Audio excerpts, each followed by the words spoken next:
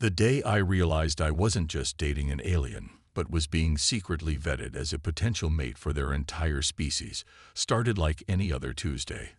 Coffee too hot, subway too crowded, and my boss writing me about the Henderson project being 3 days behind schedule.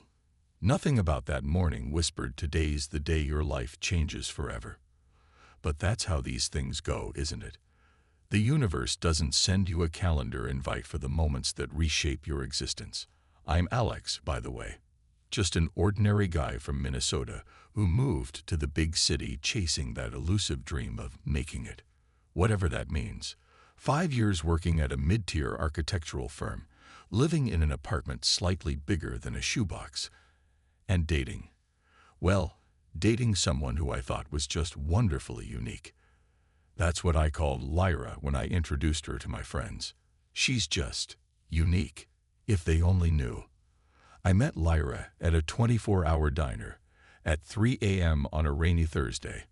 I was nursing a coffee and working on designs that weren't cooperating, and she was studying the salt shaker with an intensity that seemed excessive for a condiment. When our eyes met, there was this moment of recognition that made no sense. I'd never seen her before in my life, but something about her felt like coming home. The sodium chloride crystals are fascinating, aren't they? Those were her first words to me. Not hello, not an introduction, just straight to salt appreciation. Her accent was subtle but impossible to place. And her eyes, well, let's just say they seemed to shift colors depending on how the light hit them. 3 months of dating Lyra, and I'd collected a mental list of her quirks. She never ate in front of me, claiming digestive sensitivities. She wore gloves constantly, even in summer heat, blaming poor circulation. She asked questions about human behavior that seemed oddly basic. Why do humans smile when sad things happen sometimes? Or, what purpose does dancing serve in mate selection? I chalked it up to cultural differences and assumed she was from somewhere very, very foreign. Then came the night of the meteor shower. We drove out to the countryside, away from the city lights. Lyra seemed unusually excited, almost vibrating with anticipation as we laid on the hood of my car, looking up at the stars. "My family will be here soon," she whispered, her hand tightening around mine. "They're very eager to meet you." I remember laughing. "Your family's coming here. Tonight. To this random field." The look she gave me wasn't humor or embarrassment. It was confusion, like I'd missed something painfully obvious.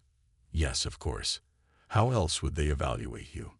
Before I could ask what exactly I was being evaluated for, the meteors began, except they weren't meteors.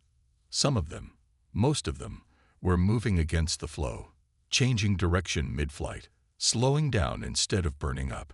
And one particularly bright light was growing larger, descending directly toward our field.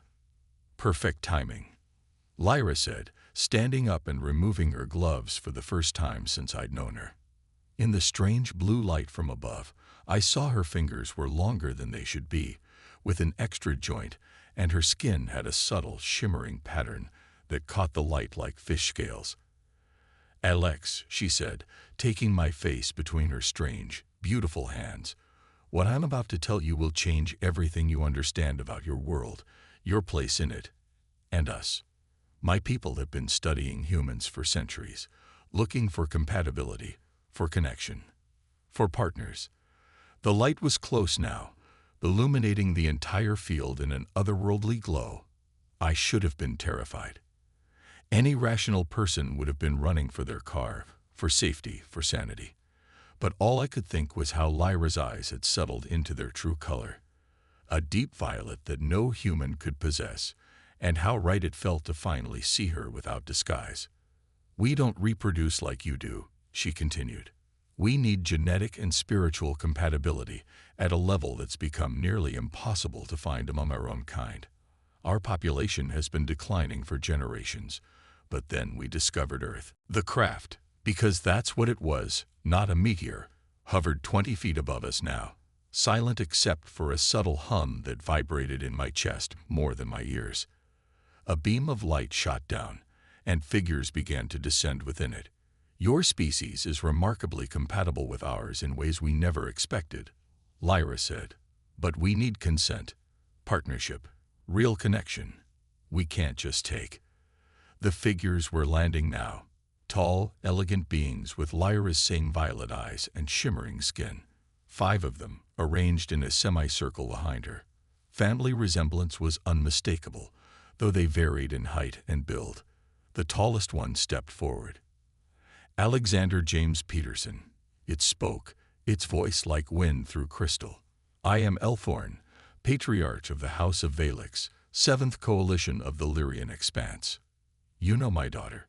Lyra, or whatever her real name was, squeezed my hand. My true name is Valixia, but I prefer Lyra. It's easier for you to pronounce. My mind was reeling, trying to process what was happening. Aliens. Actual aliens. And I'd been dating one. And now I was meeting her. Family. But why? We have observed you for some time, Elthorn continued. First through remote study, then through Valixia's direct interaction. You have shown qualities we value. Compassion, creativity, resilience. You have formed a genuine bond with my daughter, one that transcends the biological differences between our kinds. Another figure stepped forward, clearly female, with a regal bearing that made me instinctively want to bow. I am Nylassa, matriarch of our house. We have come to formally evaluate your suitability as a genetic and spiritual partner for our lineage. The implications hit me like a truck. They weren't just revealing themselves. This wasn't first contact in the traditional sense. This was, what? An arranged marriage proposal, a breeding program. I looked at Lyra, Valixia, whose expression was a mixture of hope and fear. They want to know if you'll be my mate, she said softly. If you'll join our family, not just as my partner, but as part of our genetic future, the first human to truly become one of us. The air around us seemed to thicken as I realized this wasn't just about Lyra and me anymore. This was about 2 species, 2 civilizations potentially coming together. And for some reason, this advanced, incredible alien family had chosen me. Unremarkable, ordinary me, as their potential son-in-law. But, my voice cracked, why me? Of all the humans on Earth, Elthorn and Nylassa exchanged a look that somehow conveyed volumes despite their alien features. Then Nylassa spoke, her voice gentler than her husband's. Because, Alexander Peterson, you were the one human whose genetic and spiritual signature perfectly matched our daughter's. In all our centuries of searching, across countless worlds, that has happened exactly once. With you. As those words hung in the night air, I realized I stood at the threshold of a decision that would alter not just my life, but potentially the future of 2 species. And the strangest part, looking into Lyra's violet eyes, feeling her strange, beautiful hand in mine, I wasn't sure I wanted to say no. The night air felt electric around us, a strange mixture of tension and possibility hovering between the stars. 5 pairs of alien eyes studied me with an intensity that should have felt invasive but somehow didn't. They were looking at me like I was a puzzle they desperately wanted to solve, but one they admired rather than dissected. We understand this is unexpected, said another figure who stepped forward. Unlike the others, this one appeared younger, maybe around Lyra's age equivalent. I'm Terrace, Valixia's brother. She wouldn't stop talking about you during our communications. There was something like a smirk on his face. Universal sibling teasing apparently crossed galactic boundaries. My brain was still struggling to process everything. Communications.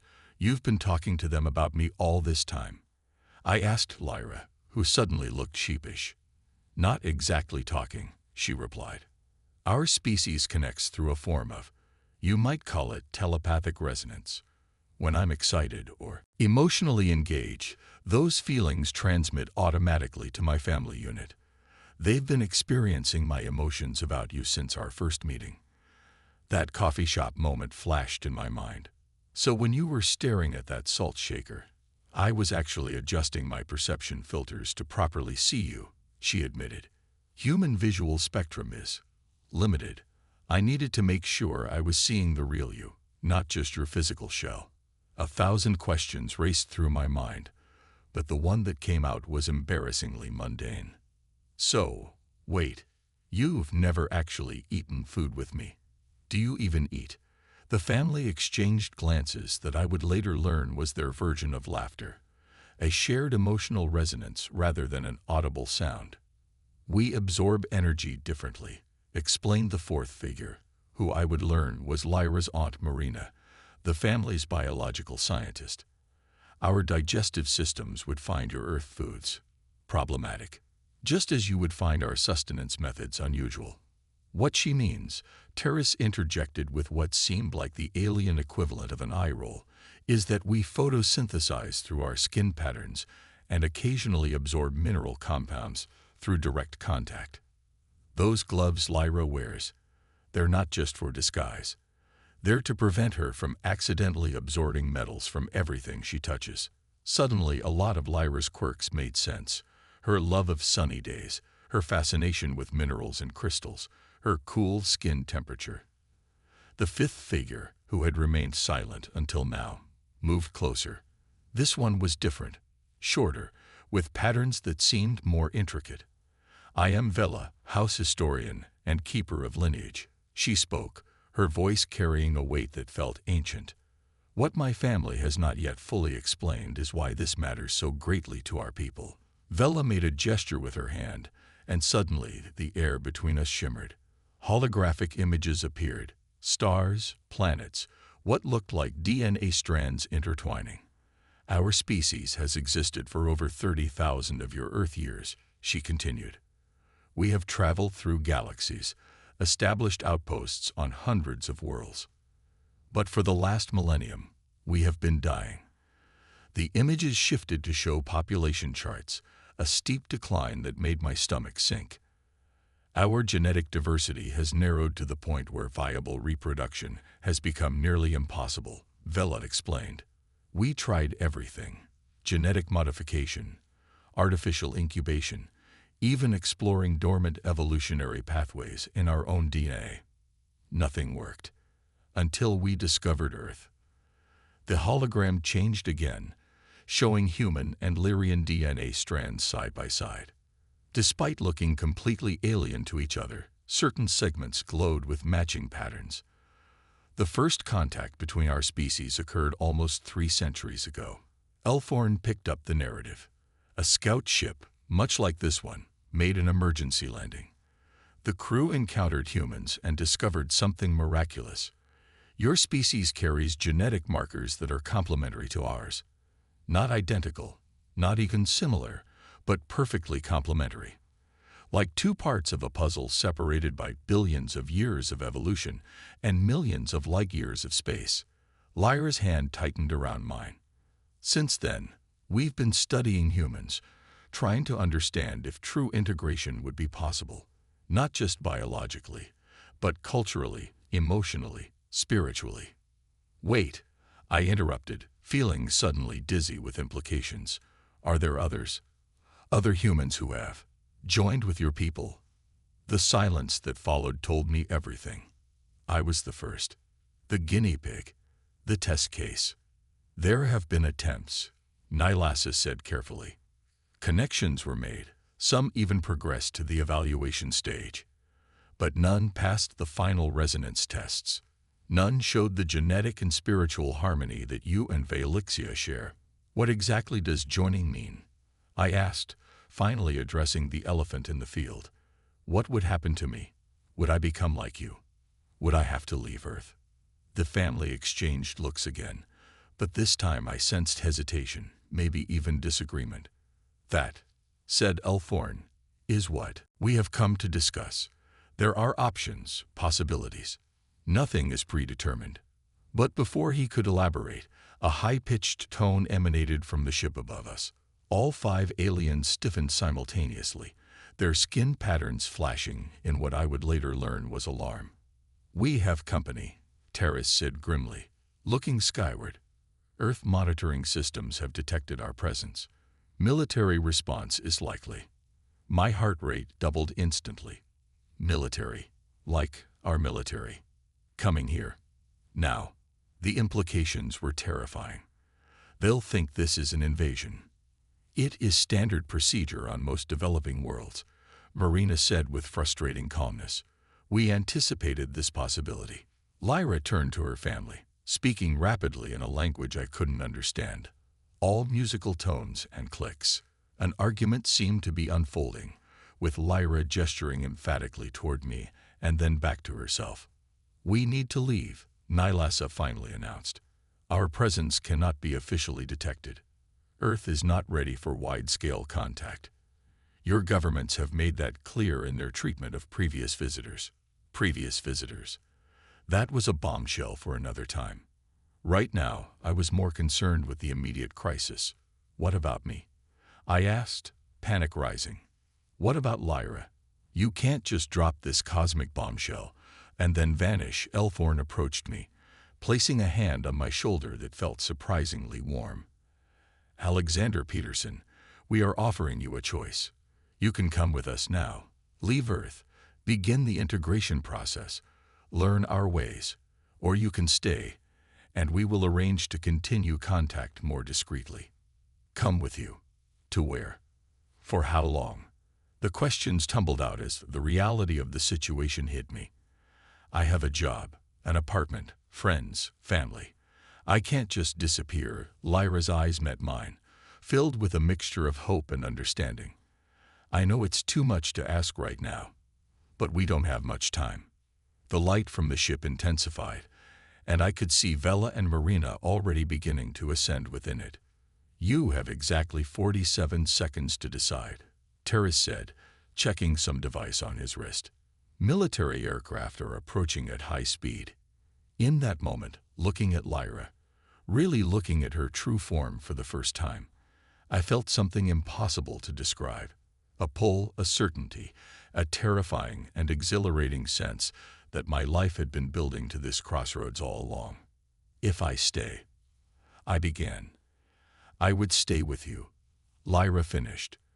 But we would be hunted, always hiding, always in danger, and the chance to save my people might be lost.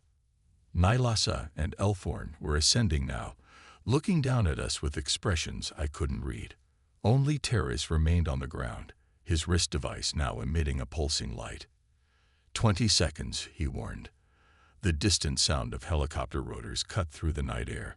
Searchlights swept across the forest's edge less than a mile away.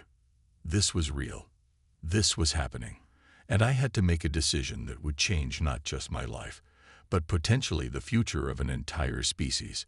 And as the clock ticked down, I realized something else. Something that scared me even more than alien contact or government intervention or leaving Earth behind. I realized I was actually considering saying yes. 10 seconds, Terrace announced, his skin patterns flashing urgently. The helicopter sounds grew louder, searchlights sweeping closer to our position. I can't just.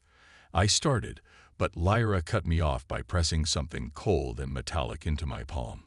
Take this, she said. Whatever you decide, this will help you find me again. The object was small, about the size of a coin, with intricate swirling patterns that seemed to move beneath its surface. Before I could ask what it was, Terrace grabbed Lyra's arm. We need to go. Now. He looked at me, his alien features somehow conveying both urgency and respect. The choice is yours, human, but it cannot be made in haste. With that, the light from the ship intensified around them. I shielded my eyes, feeling the strange pressure of displaced air. And when I looked again, they were gone. The ship itself seemed to fold inward, becoming impossibly small before, shooting upward at a speed that defied physics. Just in time. 3 military helicopters crested the tree line, their spotlights crisscrossing the field where the alien craft had been seconds before. I stood frozen, the metal object clutched tightly in my fist, as the choppers circled overhead. What followed was a blur of motion and noise. Men in tactical gear rappelled down from the helicopters. Someone shouted commands through a megaphone. I was ordered to lie face down on the ground. hands behind my head. Questions fired at me from all directions. Did you make contact? How many were there? What did they communicate to you? How long have you been in communication with the visitors?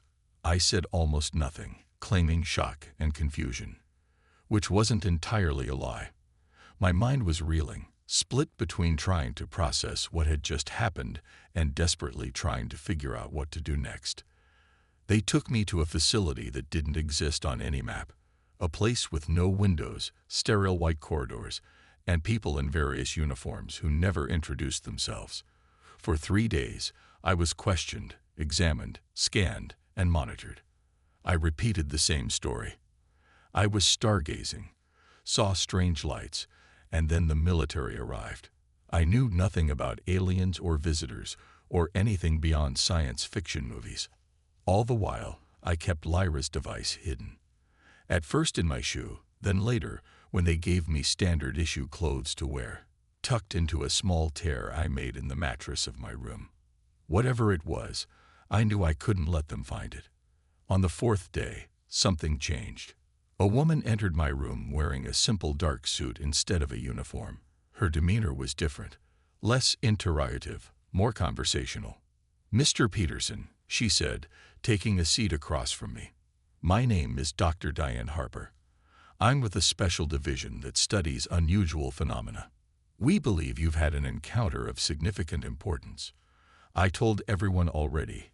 I was just watching. Stars. Yes, I know what you told everyone." She smiled thinly. "But we both know that's not the whole truth. Let me be direct. We've been tracking Lyra for months." My blood ran cold. They knew her name. How much else did they know? "We have footage of you together," Dr. Harper continued.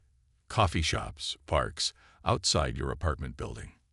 We've been watching, waiting to see what would happen. You've been spying on us." I felt violated, angry, and increasingly afraid. "Monitoring," she corrected. "There's a difference, especially when national security is at stake." She leaned forward. "Alex, I'm not here to threaten you. I'm here to offer you an opportunity. You've been given access to knowledge and technology that could advance humanity by centuries. You could be a bridge between our worlds." Something in her tone didn't match her words. There was an eagerness, an almost predatory gleam in her eyes that made me instantly wary. "I don't know what you're talking about," I insisted. "Lyra is just my girlfriend. She's from Finland." Dr. Harper actually laughed at that. "Finland? That's the cover story she went with." She shook her head. "Alex, we've analyzed her movements, speech patterns, even thermal signatures from security cameras. We know what she is. What we don't know is what they want, why they chose you specifically, what their plans are." I remained silent, heart hammering in my chest. "Here's what I'm proposing," she continued after a moment. "Work with us. Tell us everything about her species, their technology, their intentions. In return, we'll protect you, compensate you generously, and when contact is reestablished, you'll be our official liaison. And if I don't," her smile disappeared, "then you'll be classified as a security risk, detained indefinitely under the Extraterrestrial Threat Protocol Act. It's a classified directive, so don't bother asking about legal representation." They couldn't do that, could they? But looking at her cold expression, I realized they absolutely could and would. I was completely alone here, with no way to contact the outside world, let alone Lyra. I needed time. Time to think, to plan, to figure out what the hell that device was and how to use it. "I need to process all this," I said finally. "It's a lot." Dr. Harper nodded as if this was a reasonable response. "Of course. I'll give you until tomorrow morning to consider our offer." She stood to leave, then paused at the door. "One more thing. We've placed a monitoring team at your apartment. If your Finnish girlfriend returns, we'll know immediately." After she left, I sat on the edge of my bed, head in my hands. The gravity of my situation was crushing. These people knew about Lyra, had been watching us, and clearly had protocols in place for dealing with alien contact. This wasn't their first rodeo, which meant Lyra's family was right. There had been previous visitors, and the government knew about them. That night, alone in my room, I carefully retrieved the device from its hiding place. In the dim light, it seemed to glow from within, the patterns shifting beneath its surface like living things. I turned it over in my hands, looking for buttons, switches, anything that might activate it. Nothing happened until I accidentally pressed it between my palms in frustration. The moment my skin connected on both sides, a soft hum began, and the device grew warm. The patterns moved faster, coalescing into what looked like a star map projected into the air above my hands. Heart racing, I studied the projection. Among the stars, a single point pulsed with a blue light. Somehow, instinctively, I knew it was showing me Lyra's location. Not in actual space. The projection was too small for that, but as a directional guide, like a compass pointing to her. The next part happened so fast I barely had time to register it. The door to my room burst open. Men in tactical gear rushed in, weapons raised. Dr. Harper followed, her eyes fixed on the star map still hovering above my hands. "I knew you were hiding something," she said, but there was no triumph in her voice, only cold calculation. "Secure the device," she ordered. As one of the men reached for me, the device suddenly flared bright blue. The star map collapsed, forming a beam of light that shot straight upward, passing through the ceiling as if it weren't there. The room filled with a high-pitched tone that made everyone but me clutch their heads in pain. "What did you do?" Dr. Harper shouted over the noise, her face contorted. I had no answer. I hadn't done anything intentionally. But as the tone reached a painful crescendo, I realized with sudden clarity what was happening. The device was a beacon, and I had just activated it. The building shook. Alarms blared from every direction. Through the confusion, I heard shouted reports of multiple objects entering atmosphere and perimeter breach. Dr. Harper grabbed my arm, her fingers digging in painfully. "What are they doing? Is this an invasion?" "I don't know," I answered truthfully, though a part of me hoped, feared, that I did know. That somehow Lyra and her family had never truly left. That they had been waiting, watching, ready to intervene if necessary. The lights flickered, then went out completely. Emergency generators kicked in, bathing everything in red. The building shook again, more violently this time. "Move him to the secure level," Dr. Harper ordered, but as the guards reached for me, every electronic device in the room, their radios, the cameras, even the electronic locks on the door, sparked and died simultaneously. Through the window in the door, I could see similar chaos erupting throughout the facility. People running, shouting instructions that no one followed. The red emergency lights stuttered, failed, returned, failed again. And then, in the midst of all the chaos, perfect silence fell over just my room, as though someone had dropped a soundproof bubble around us. The guards froze mid-motion. Dr. Harper's mouth moved, but no sound emerged. Even the alarms went quiet, though I could see the lights still flashing. A voice spoke directly into my mind. Lyra's voice. "Alex," she said, her mental tone urgent but calm. "We're coming for you. But I need to know, have you made your choice?" And there it was, the moment of truth. With the facility crumbling around us, with Earth's military mobilizing against a potential alien threat, with the fate of not just my future, but possibly two species hanging in the balance, I had to decide. Stay and become a prisoner, or possibly a traitor to my own kind. Or go, leaving behind everything and everyone I'd ever known, to join a species I barely understood. The silence stretched. Time seemed to slow as the guards remained frozen mid-stride, Dr. Harper's face locked in an expression of furious disbelief. Through the door's window, I could see what looked like a wave of energy moving down the corridor, rendering everything it touched motionless. "Alex," Lyra's voice came again, more urgent now. We can't maintain this temporal field much longer. The choice must be made now.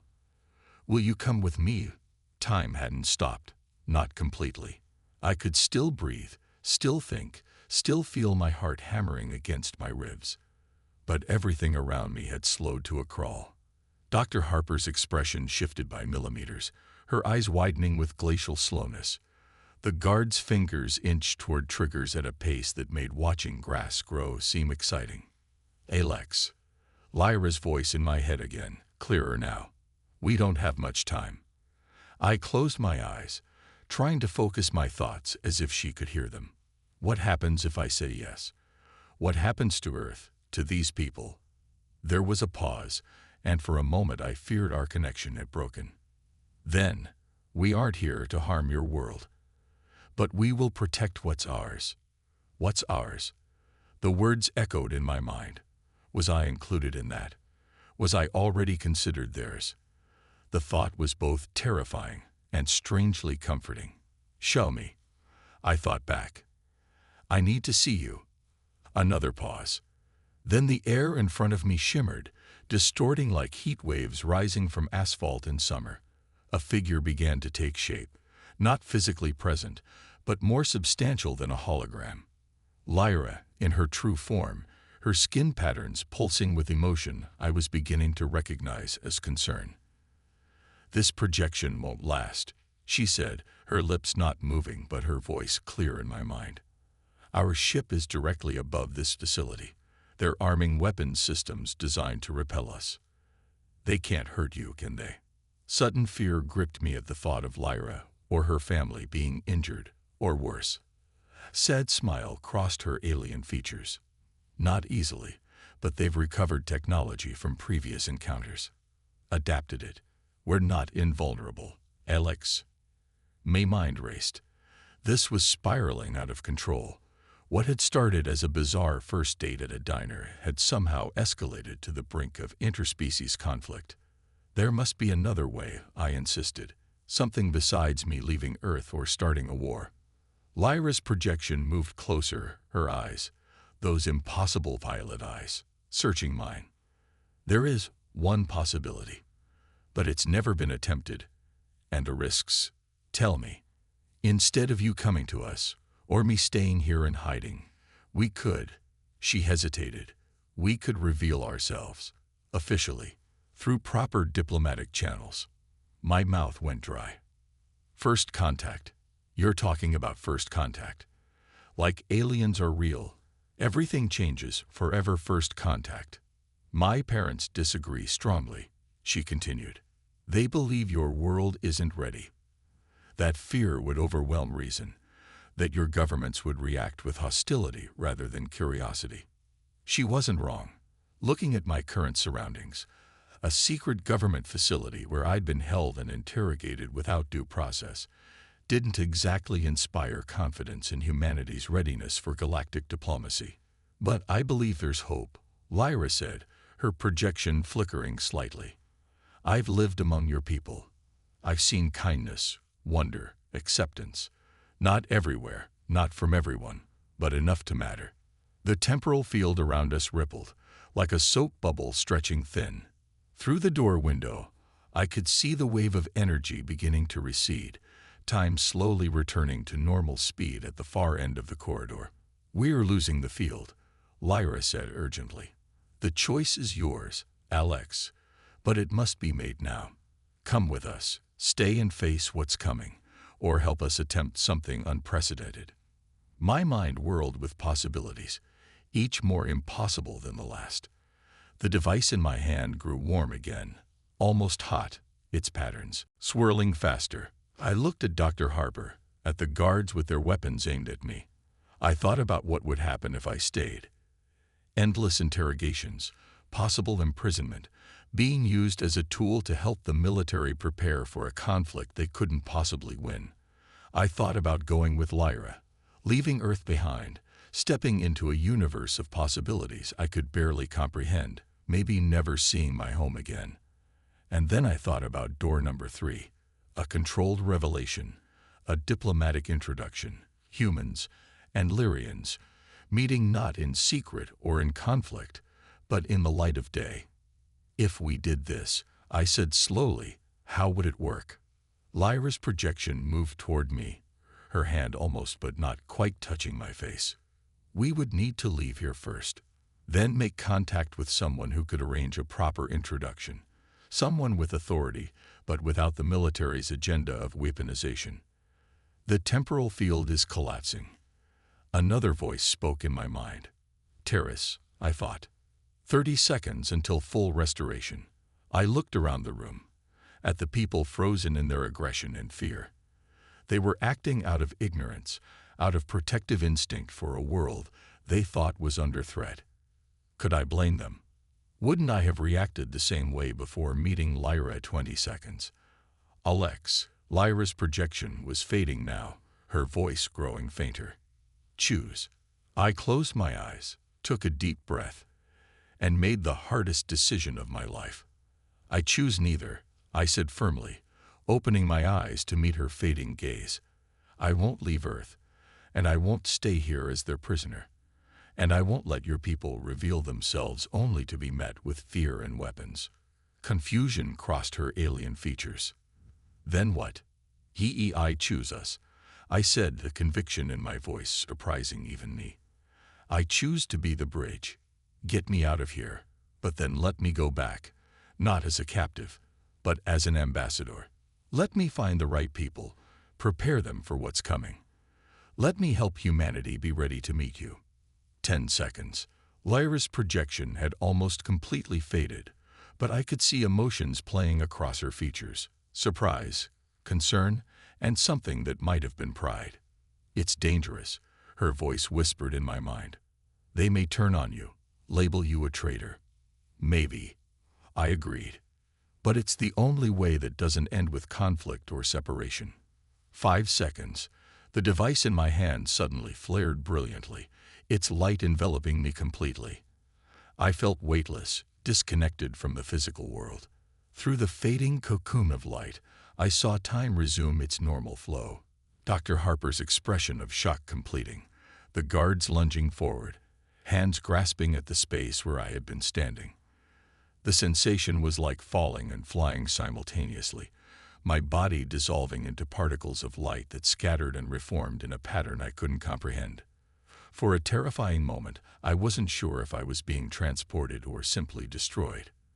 Then solidity returned, the light receded, and I found myself standing in what could only be described as the interior of an alien craft. Sleek surfaces that weren't quite metal gleamed under soft blue lighting. And before me stood Lyra's family, all 5 of them, along with Lyra herself, no longer a projection but physically present. You chose a path none of us anticipated, Elthorn said, his tone unreadable. It's too risky, Nylasa added, her skin patterns flashing what I was beginning to recognize as concern. Humans aren't ready. Some aren't. I agreed, still disoriented from the transport but finding my voice. But some are. And more could be, with the right introduction. Terrace moved toward a curved panel that displayed what looked like Earth from orbit. Beautiful, blue, and suddenly very fragile looking. Military response has escalated. Missile systems activating in 3 locations. My heart sank. They're firing at us. Not yet, Marina said, studying the displays. But they're preparing to. Standard protocol when unknown objects enter their atmosphere. Vela, who had been silent until now, approached me. The ancient historian's eyes seemed to look through me rather than at me. For millennia, we have observed, from a distance, occasionally interacted in secret, always departing before discovery became widespread. You propose changing thousands of years of caution. I'm proposing trust, I said simply. Trust in my species, despite our flaws, and trust in me to help guide this process. The family exchanged looks, having one of their silent communications. Lyra stepped forward, taking my hands in hers. It won't be easy, she said softly. You'll be caught between worlds, neither fully human nor Lyrian. A bridge, as you said, but bridges bear weight from both sides. I squeezed her hands, marveling at how right they felt despite their alienness. I know, but it's the only way we can be together without one of us losing everything. Another silent exchange among the family. Then Elthorn nodded slowly. We will attempt your approach, he said gravely. But there are conditions, protocols that must be followed. And if at any point the danger becomes too great, we'll reassess. I finished for him. But first, we need to defuse the immediate situation. Those missiles need to stay grounded. Nylasa moved to another panel, her long fingers dancing over symbols I couldn't begin to understand. We can shield ourselves if they launch. But you're right. Starting with an act of aggression from either side would poison any diplomatic efforts. So what do we do? I asked, the enormity of what I proposed beginning to sink in. How do we convince them not to shoot first and ask questions later? Lyra's hand tightened around mine, her skin patterns glowing with what might have been determination. We send them a message, she said. Not from us, but from you. A human voice they might actually listen to. Terrace made a sound that might have been a laugh. And what could he possibly say that would make them stand down their weapons? I looked from face to alien face, then back to the view screen showing my home planet. Somewhere down there, people were making decisions based on fear and limited information. Just as I had been about to do in that facility. I'll tell them the truth, I said simply. That I've met the family who chose me as their son-in-law. And that it's time for everyone else to meet them too. The message center on the ship looked nothing like what science fiction had prepared me for. No complicated control panels, no flashing lights. Just a simple circular platform where Lyra guided me to stand. Think of it like a translation field, she explained. It will convert your thoughts and words into a format your Earth systems can receive. But more importantly, it carries emotional resonance. They'll feel your sincerity, your intentions. They'll feel what I feel. The idea was both fascinating and terrifying. Won't that seem invasive to them? Vela stepped forward. It's not mind control, if that's your concern. They'll maintain their autonomy. But emotions transcend language barriers. It's how our species first communicated before developing shared symbols. I looked to Elthorn, who nodded solemnly. Speak from your heart, Alexander Peterson.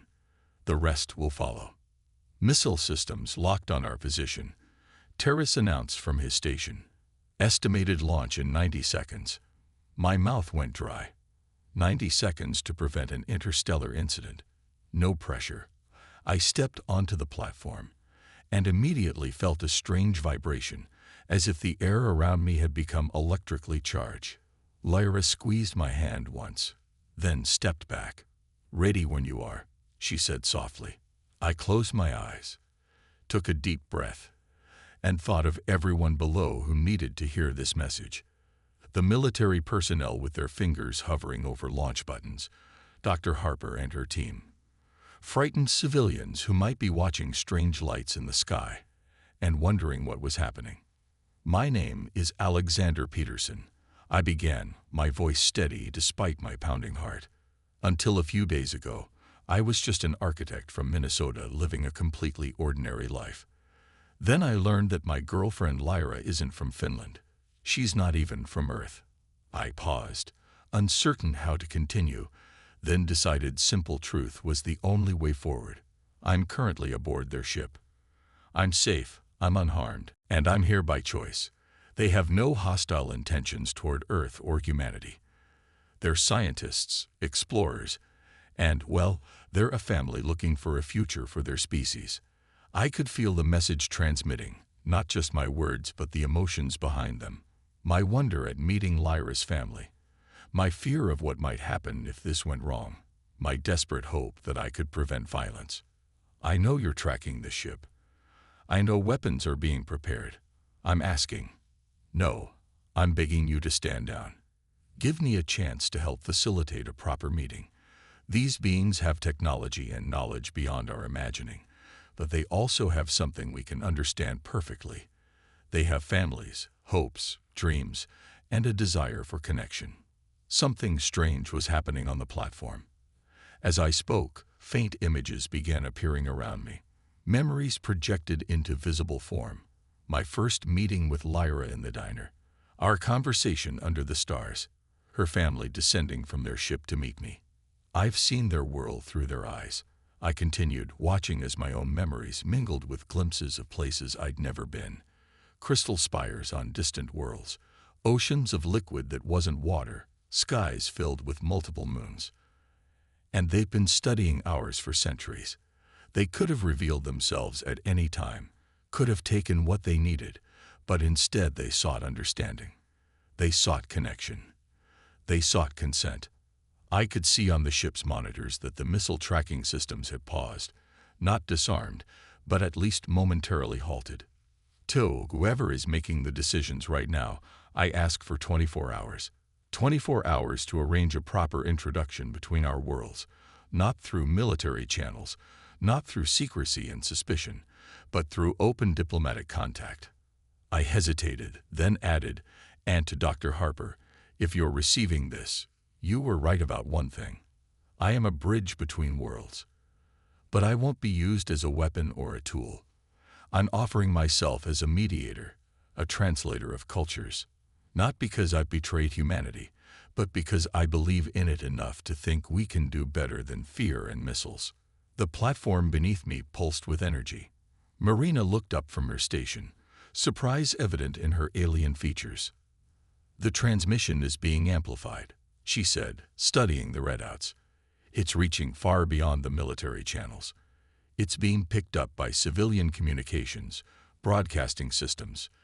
They can't stop the signal, Terrace said, something like admiration in his voice. It's propagating across your global information networks. I hadn't expected that. My message wasn't just reaching military commanders. It was potentially reaching millions of ordinary people. The realization was terrifying and exhilarating in equal measure. This is humanity's moment, I said, addressing not just those with their fingers on missile launches, but potentially a much wider audience. Our chance to show that when faced with the unknown, we choose curiosity over fear, communication over conflict. I'm asking for 24 hours to arrange a proper meeting, and I promise you won't regret it. The platform's energy faded. I stepped off, legs shaky, to find the entire alien family staring at me with unreadable expressions. The missiles are standing down, Terrace announced finally. Defense systems returning to monitoring mode. A collective release of tension passed through the ship. I sagged against a nearby wall, the adrenaline that had been keeping me upright suddenly draining away. You did it, Lyra said, moving to support me. They listened. For now, I cautioned. But we have a lot of work to do in the next 24 hours. Elthorn approached, his tall form somehow less intimidating than when I'd first seen him in that field. You spoke well, Alexander Peterson. Perhaps we underestimated your species' capacity for adaptation. Or perhaps we underestimated this particular human, Nylasa added, her skin patterns shifting in what I was beginning to recognize as their version of a smile. What followed was a whirlwind of preparation. The ship remained in orbit while communications were established, with Earth, first through military channels, then expanding to include diplomatic representatives from major world governments. I found myself explaining the same things repeatedly, answering endless questions, serving as the human face of this extraordinary moment. 17 hours into our 24-hour window, we received the confirmation we'd been waiting for. A delegation of global leaders had agreed to a meeting. A location had been secured, neutral ground, with minimal military presence. The historic first official contact between humanity and an alien species would take place in 7 hours. I should have been exhausted, but excitement kept me alert. As the ship prepared to descend, I found a quiet moment with Lyra in what seemed to be some kind of observation deck, Earth's blue sphere filling the viewport before us. Are you afraid? She asked, her hand finding mine. Terrified, I admitted, but also hopeful. I never imagined being part of something this big. It was always meant to be you, she said softly. From the moment our genetic scans identified your compatibility, from the first time our family received my emotional resonance about you. You were the bridge we needed. I turned to face her. There's still something I don't understand. Why me? Really, out of billions of humans, what made me so special? Lyra's skin patterns shifted in a complex dance that I couldn't quite interpret. For a moment, she seemed to be debating with herself. There's something I haven't told you, she finally said. Something my family thought it better to withhold until we were certain of your commitment. My heart skipped uncomfortably. What is it? You're not entirely human, Alex. The words hit me like a physical blow. What? That's not possible. I have parents, grandparents. I broke my arm when I was 9. I get sunburned. I'm as human as they come. Lyra's expression was gentle but serious. 3 generations ago, one of our explorers faced a situation like mine. She fell in love with a human. They had a child, against all our protocols. That child appeared entirely human, was raised as human, never knowing their mixed heritage. That child grew up, had children of their own, and eventually, there was you. I stared at her, unable to process what she was saying. You're telling me I have alien DNA, that I'm part, whatever your species is called? Illyrian, she supplied. And yes, approximately 1/8 of your genetic material is non-human. It's why our compatibility is so perfect. It's why you could operate the beacon device when pure humans cannot. It's why you can understand our emotional resonance communications with minimal training. My mind raced back through my life, searching for signs, for anything that might have hinted at this impossible truth. Strange dreams I'd had since childhood of stars and distant worlds. My uncanny ability to sense others' emotions. The way I'd always felt slightly out of step with those around me. Does this change your choice? Lyra asked quietly. Your commitment to being the bridge. I looked out at Earth, my home, the only world I'd ever known until now. Then back at Lyra, at her alien beauty that somehow felt more familiar than ever. No, I said finally. If anything, it makes it make more sense. I've always felt caught between worlds, even before I knew there were other worlds to be caught between. Relief flooded her features. She leaned forward, touching her forehead to mine in what I recognized as an intimate gesture among her people. Then let's make history, she whispered. Both our histories.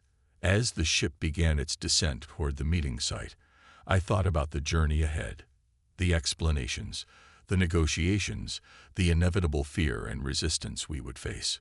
But I also thought about the possibilities, the exchange of knowledge, of culture, of understanding, and the continuation of a connection that had apparently begun generations before I was born. I, Alexander Peterson, 1/8 alien and all too human, was about to introduce 2 worlds to each other. And somewhere in the stars, my great-grandmother, a brave Lyrian explorer who had fallen in love with Earth and a human, might be watching. This wasn't just first contact. This was a homecoming billions of years and countless light years in the making. And it had all started with an alien proposal and the family that chose me as their son-in-law. The landing site was a sprawling field in neutral territory, Switzerland, to be exact. As our ship descended through wispy clouds, I could see the enormous security perimeter established around the area. Military vehicles formed the outermost ring, then diplomatic cars, and finally, at the center, a simple pavilion erected for the historic meeting. Are you ready? Elthorn asked, his voice carrying that peculiar mixture of authority and concern that reminded me so much of my own father. As ready as anyone can be to introduce 2 species to each other, I replied, straightening the borrowed suit jacket that had been hastily acquired for me. Apparently, first contact required at least business-casual attire. The ship touched down with barely a tremor. Through the viewports, I could see the human delegation waiting, a carefully selected group of diplomats, scientists, and government officials. And among them, to my surprise, Dr. Harper. Her expression was unreadable from this distance, but her presence was unexpected. She's here to observe, Nylasa noted, following my gaze. To verify your safety and to report directly to her superiors. At least she's not pointing weapons at us anymore, I muttered. Progress. Lyra moved to my side, dressed in what she explained was formal Lyrian attire, flowing garments that seemed to shift colors with her movements, emphasizing rather than hiding the beautiful patterns of her skin. The rest of the family was similarly attired, looking both regal and distinctly non-human. Remember, Vela said, her ancient eyes fixing on mine. Today we make history, but we also begin a story. What happens in the coming years will matter more than what happens today. I nodded, the weight of responsibility settling more comfortably on my shoulders than I would have expected a week ago. No pressure. The ship's entryway opened, revealing a ramp that extended down to Earth's soil. Sunlight streamed in, warm and familiar, a small comfort in this extraordinary moment. Elthorn stepped forward first, as protocol demanded. Then Nylasa, followed by the others. Lyra and I would come last, the bridge between worlds, walking side by side. As we emerged into the sunlight, I heard the collective intake of breath from the human delegation. For most of them, this was their first glimpse of an alien species outside of hurried briefings and grainy photographs. The Lyrians, with their tall, elegant forms, shimmering skin patterns, and unmistakably non-human features, were impossible to mistake for anything Earthborn. The human delegation was led by a woman I recognized as the UN Secretary General. She stepped forward, her composure admirable given the circumstances. On behalf of the people of Earth, she began, her voice steady. I welcome you to our world. Elthorn inclined his head in the formal Lyrian greeting. On behalf of the Lyrian Coalition, I extend gratitude for your welcome and hope for understanding between our peoples. What followed was a carefully choreographed exchange of formal greetings and introductions. I stood beside Lyra, occasionally translating cultural nuances that the Lyrians' advanced language processing couldn't quite capture. The tension was palpable, but not hostile, more like the nervous energy of a first date multiplied by 1,000,000. The meeting moved inside the pavilion, away from the watchful eyes of distant media helicopters and surveillance satellites. There, around a simple round table, a deliberate choice to avoid any hierarchy, the real discussions began. Questions flew from both sides. The humans wanted to know about Lyrian technology, their intentions toward Earth, how long they had been observing humanity. The Lyrians inquired about Earth's political structures, scientific understanding, and cultural diversity. I found myself constantly shifting roles: translator, mediator, explainer of both human and Lyrian perspectives. Hours passed in what felt like minutes. Tea was served, then a light meal, though the Lyrians politely explained their different nutritional needs while accepting water in a gesture of shared ceremony. As the initial formalities eased, Dr. Harper finally approached me during a brief recess. Her expression was complex, professional neutrality struggling against obvious curiosity. So, she said, heaping her voice low, 1/8 alien, according to our monitoring of your transmission. I tensed. You heard that part. We heard everything. She studied me with new eyes. It explains certain anomalies in your medical records that we couldn't quite account for. Slightly elevated body temperature, unusual brainwave patterns during sleep. You pulled my medical records.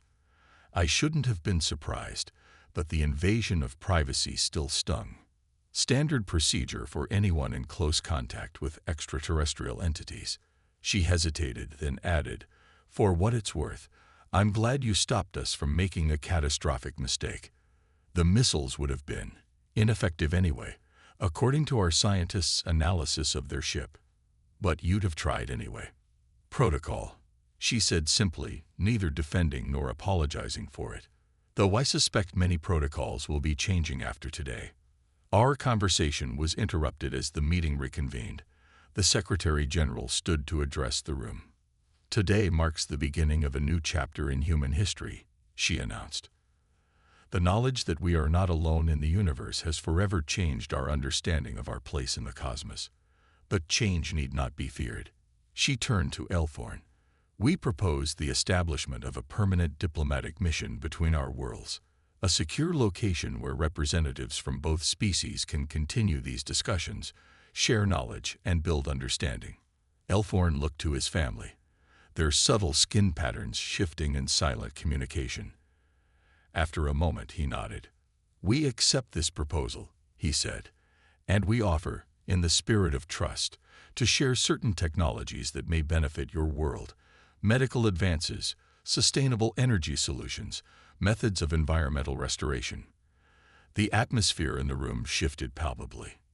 Even the most skeptical diplomats straightened with interest. The Secretary General's composure cracked just enough to reveal genuine excitement. That would be most welcome, she said carefully, though her eyes shone with the implications. As the meeting progressed toward concrete planning, I found a moment to slip outside with Lyra. The Swiss countryside stretched before us, peaceful and ordinary, a stark contrast to the extraordinary events unfolding inside. It's going well, she said, her hand finding mine. Better than any of us expected. Humans can surprise you, I replied. We're adaptable, if nothing else. She turned to face me, her violet eyes searching mine. And what about us? What happens now? It was the question I'd been avoiding since the moment we'd landed.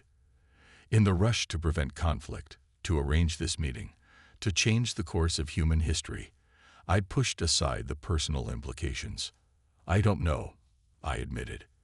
I'm still processing the whole 1/8 alien revelation, and we have responsibilities now, to both our worlds. We do, she agreed. But that doesn't answer my question. I looked back toward the pavilion, then up at the sky where her family's ship had been so recently hovering. 2 worlds, both now mine in different ways. I think, I said slowly, that bridges need anchors on both shores. I can't abandon Earth. It's still my home, and they'll need me here to help navigate this new reality. But I can't be separated from you either. So we continue as we began, Lyra said, understanding in her eyes. Between worlds. It won't be easy. She laughed, a sound like wind chimes. Nothing worth doing ever is. And we'll have help. She nodded toward the pavilion doors, where Elthorn and Nylasset had emerged, accompanied by the Secretary General. All 3 were watching us with expressions that seemed to transcend species differences, a mixture of hope and concern that parents everywhere would recognize. You know, I said, struck by a sudden thought, no one ever actually answered my question about what joining with your people would mean. Whether I would become more like you or stay as I am. Lyra's skin patterns shifted in what I now recognized as her version of a gentle smile. That's because there is no single answer. It's not something done to you, but something we discover together. Just as your Earth is now beginning a journey of discovery with my people. I looked back at the odd family tableau by the pavilion doors, alien and human leaders alike, watching us with matching expressions of parental concern. My past and future, standing side by side. 6 months ago, I'd been a lonely architect nursing coffee in an all-night diner, wondering if I'd ever find someone who truly understood me. Now I stood between worlds, 1/8 alien and all too human, with a universe of possibilities opening before me. You know what's funny? I said, turning back to Lyra. After all this, alien revelations, government facilities, preventing interstellar incidents, we never actually finished our conversation from that field. Your family came to evaluate me as a potential mate, but with everything that happened, we never got to the actual proposal part. Lyra's expression shifted to surprise, then understanding. Without warning, she lowered herself to one knee in a gesture she must have learned from human culture. Alexander Peterson, she said, violet eyes shimmering with emotion, will you join your life with mine, bridging our worlds as you have bridged our peoples? Behind us, I heard Terrace make a sound that might have been an alien groan of embarrassment at his sister's display. Vela was probably documenting this for the historical records. And somewhere in the distance, Earth media was undoubtedly having a field day with whatever their telephoto lenses were capturing. None of it mattered. In that moment, looking down at Lyra, the alien who had chosen me, who had seen something in me worth crossing galaxies for, I knew with perfect clarity what my answer would be. Yes, I said simply. Though I think we're doing this whole meet the parents thing completely backwards. As laughter, both human and alien, filled the air around us, I realized that was exactly right. Our story had begun at the end and worked its way backward to the beginning. A proposal that came after meeting the family, a first date that happened after months of observation, a connection that had roots generations before I was born. It wasn't traditional by any standard, human or Lyrian, but then again, nothing about bridging worlds ever could be, and I wouldn't have wanted it any other way.